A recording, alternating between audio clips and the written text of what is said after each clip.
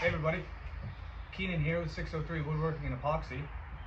Today I've teamed up with Upstart Epoxy and we're going to show you that not every big slab of wood has to be turned into a table. We're going to fill all the cracks and the voids using the deep pour mixed up with a little bit of pewter color.